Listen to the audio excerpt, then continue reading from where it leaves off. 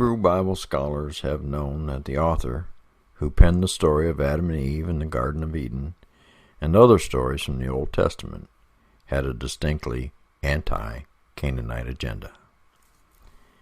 This writer most clearly set out for his anti-Canaanite views at the beginning of his version of the Ten Commandments.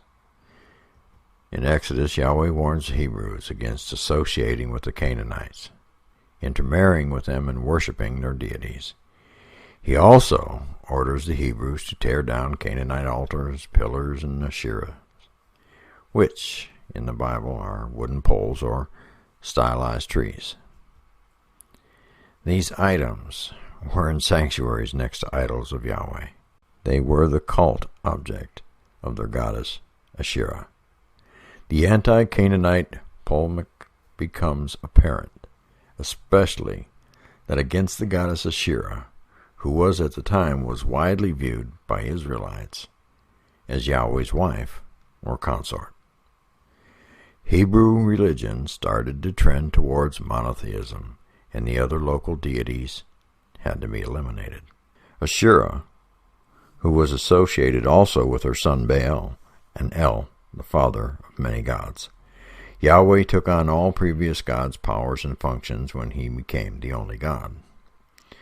Now, before the rise of United Kingdom, Asherah was the wife of El, considered the head god of the Canaanite pantheon. Now, according to the archaeological evidence, the people who became Israelites were mostly native Canaanites and who had settled in the hills of what is now known as the West Bank. It seems that small but influential groups also migrated there from the south in the Midian, in and around Araba Valley in Sinai. As the Bible itself testifies, that is where Yahweh veneration appears to have originated. And in a process that resonates with Moses' story, the migrants introduced Yahweh to the native Canaanites who were in the process of becoming Israelites.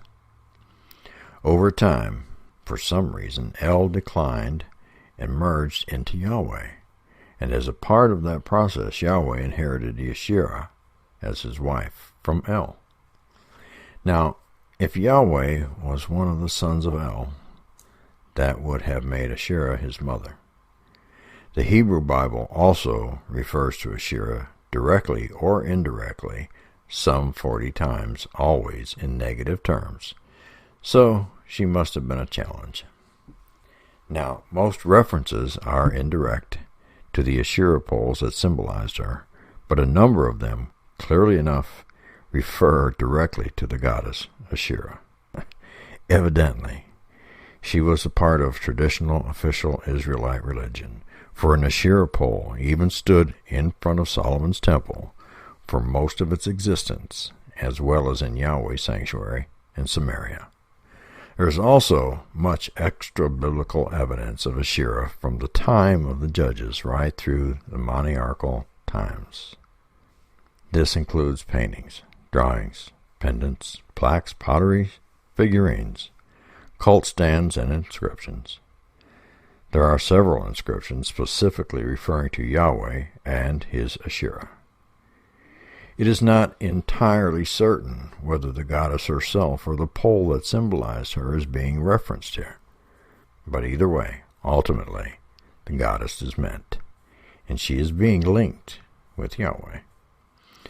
The Yahwehists and other biblical writers could not accept the presence of this goddess as a deity, much less as the wife of Yahweh. They had specifically depicted Yahweh in non-sexual terms.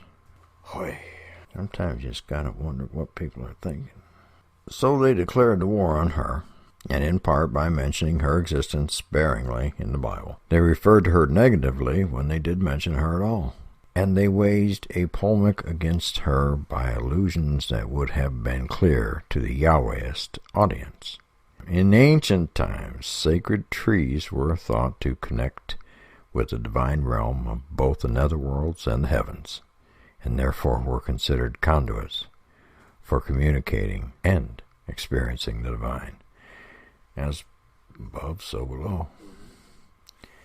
And therefore they are associated with the source of life, the Earth Mother Goddess. Accordingly, sacred trees were venerated in Palestine in sacred sanctuaries known as high places, as means of accessing and experiencing divinity. In the Eden story, the two sacred trees of knowledge and good and evil and of life allude to this traditional role of sacred trees, and the meaning is turned upside down. In the story, Yahweh even creates the trees. In ordering Adam not to partake of the tree of knowledge of good and evil, by implication, Yahweh was telling the audience not to venerate sacred trees in the traditional fashion. In any event, and theretofore divine knowledge of good and evil that was acquired through eating fruit is linked with Yahweh.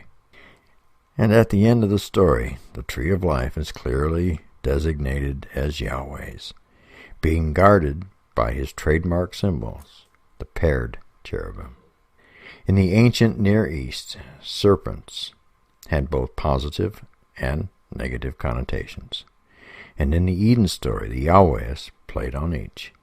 In its positive aspect, the serpent represented the divine force itself, responsible for creation, life, and rebirth, as symbolized by the constant shedding of its skin. Don't forget the fact that it lives within the earth, the netherworld, made for a natural association with the Mother Earth Goddess. So, as a result, the serpent was venerated as having divine powers and was used in rituals, including marriage. This was to secure conception of children and to maintain positive health. Serpents were also considered wise and sources of knowledge, and thus were used in divination. Hence the serpent's connection with transmission of the knowledge of good and evil in the Eden story. The good serpent was typically depicted in an upright or erect form, as in the case of the Egyptian erect cobra, Moses' bronze serpent on a pole, and the serpent on Asclepius' staff, which of course is now the symbol of our medical profession. Now the name of the Phoenician version, the Asherah, means serpent lady. She had the epithet, Lady Hawat, meaning Lady of Life, which is derived from the same Canaanite word as Eve's name, Hawa. At the end of the story, Eve is punished by having to give birth in pain, whereas Goddess in the ancient Near East gave birth painlessly. Now further, in Genesis 4:1, Eve needs Yahweh's help in order to become fertile and conceive, a noteworthy reversal of the goddess' power and function. Indeed, Eve is even created from Adam. We're told Adam's only fault was listening to Eve. Yeah. Here the Yahwehists may be alluding to the goddess veneration, saying not to worship her. And this seems to be at least one reason for the punishment to women by being subject to man. As a result of these events, by the end of the story, Yahweh is supreme and in control of all divine powers and functions, formerly in the hands of the goddess, and the Canaanite religion in general had been discredited. Yahweh oversees the garden, formerly the goddess's province, and he says chaos has been removed. Sacred tree veneration has been prohibited and discredited, and Yahweh appropriates and identifies himself with the tree of life. The goddess has been discredited, rendered powerless, and is eliminated from the picture and sent into oblivion. Yahweh's divorce from Asherah has been made final, at least in the mind of the Yahwehist author.